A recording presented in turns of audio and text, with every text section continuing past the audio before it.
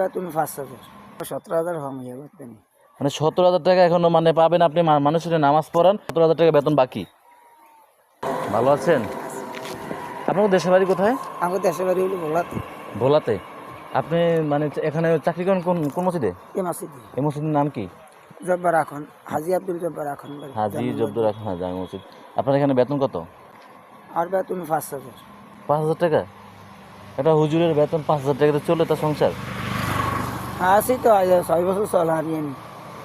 মানে 6 বছর একটা হুজুরের বেতন 5,000। আচ্ছা 5,000 টাকা দিয়ে আপনাদের মানে আমার নতুন ঢুকাইছে এই সময় 4,000 ধরছে। 1 বছর 2 বছর পরে 1,000 বাড়াইছে আর কি। বিয়ে শাদী করছেন আপনি? জি ছেলে মেয়ে আছে? হ্যাঁ, আমার এক মেয়ে আছে। মাশাল্লাহ মাশাল্লাহ।